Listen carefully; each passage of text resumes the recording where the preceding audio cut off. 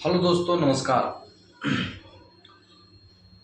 बहुत कोशिश करने के बाद में समस्तीपुर के सुमन कुमारी हत्याकांड में कल तेलंगाना पुलिस और बिहार पुलिस की बड़ी सफलता मिली। पुलिस को एक ऐसा लीड मिला था कि अपराधी गोली मार कर सीधा फरार हो गया था और वो जाके तेलंगाना राज्य में जाकर छुप गया था। लेकिन पुलिस के एक लीड मिली। लीड के तहत बिहार के प्रशासन और तेलंगाना के प्रशासन से बातचीत हुई। उसके बाद में लोकेशन दिया गया, फोटो दिया गया। इसके बाद में बबलू कुमार शाह हत्यारा को गिरफ्तार कर लिया गया। लेकिन मैं आपको कुछ धाराएं बताने वाला हूं। उनको जो ऊपर धारा लगा है 93/26 धारा कोई मर्डर की धारा नहीं है। आप गूगल में करके देख सकते हैं कि 93/26 कौन सी धाराएं लागू होती है। वो धाराएं वो लागू होती है जो माँ बाप छोड़ दिया जाता है, बच्चों को छोड़ देता है 12 वर्ष से पहले। उसके बाद में जब वो माँ बाप उसको एक्सेप्ट नहीं करता तो उसको ऊपर धाराएं लगता है 93/26 और उसको 7 साल की सजा होता है। लेकिन सुमन कुमारी के धाराएं में ये धाराएं कोई स्ट्रॉन्ग धाराएं नहीं है। जो धाराएं लगने चाहिए था अपराधी के ऊपर, मैं आपको ये बताता हूं।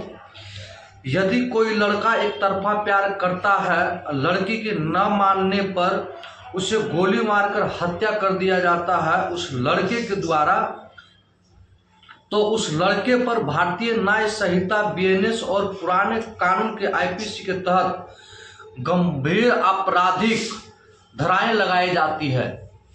देखिए धारा कौन कौन सी लगती है। जो मनसना लड़का जो एक तरफा प्यार करता है और वो जब लड़की नहीं मानती है और लड़का मनाने में नाकाम होता है तो उसको धमकी या तेज धार हथियार या गैर कानूनी हथियार से जब हमला किया जाता है या डराने धमकाने की कोशिश होता है तो उसमें जो धाराएं लगती है देखिए, अगर हत्या किया जाता है लड़का जब हत्या करते है उसमें जो धाराया लगता है उसका मुख्य धाराया है।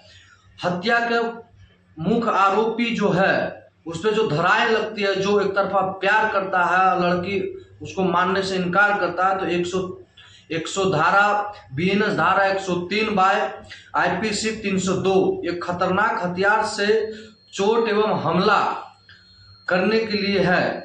बीएनएस धारा 118 पुरानी आईपीसी धारा 326 और पीछा करने, यानी लड़की अगर नहीं मानता है तो लड़की का पीछा करता है, उसका धारा 118/326। परेशान करने में जो धारा लगता है बीएनएस धारा 78 और पुराना धारा आईपीसी के तहत 354D लगाया जाता है। लेकिन इस केस में ऐसा नहीं है। धारा 93/26 लगा है जो इस केस को कमजोर करता है। मैं सभी जितने भी संगठन वहां पे पहुंचे थे और मैं सबसे पहले वर्तमान सांसद संभावित चौधरी जी और वर्तमान जो राज्यसभा है वहां के जो भारत रत्न जननायक कर्पूरी ठाकुर की बेटे रामनाथ ठाकुर जी और जो अभी वर्तमान में एमएलसी बने हैं बीजेपी से माननीय बड़े भाई अनिल ठाकुर जी, जो उनके पहली विधान परिषद में बोलने का मौका मिला था, लेकिन वो पहली ही बार में सुमन कुमारी की हत्याकांड में विधान परिषद में आवाज उठाते हुए आज उन्हीं और कुछ संगठन के लोगों को आवाज उठाए। इसके बाद में तत्काल पुलिस ने गिरफ्तार किया।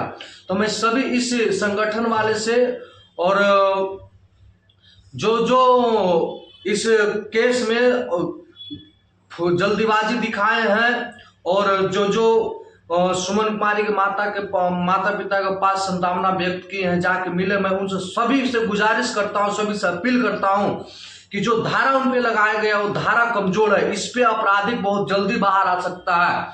तो आप पुलिस पे प्रेशर बनाइए और आप लोग एक जगह एक संगठित होकर एकता का मिसाल का पेश कीजिए और जो धाराएं मैं आपको बताया हूं उस धाराएं को पुलिस प्रशासन के ऊपर प्रेशर डालिए, दबाव डालिए कि वो धाराएं लगाए ताकि उस लड़के को बाहर ना निकल सके, क्योंकि एक बहन की जान गई है, एक छात्रा की जान गई है। अगर आज वो आपराधिक बबलू कुमार शाह अगर छूट के आता है, उसको और मनोबल बढ़ जाएगा और फिर बिहार में ऐसे कई घटनाएं हो सकती है फ्यूचर में। तो मैं ये सबसे अपील करता हूं कि इस जो धाराएं जो लगाया गया 93/26 से धाराएं बहुत कमजोर है, और स्ट्रॉन्ग धाराएं वो है जो मैं आपको अभी बताया था कि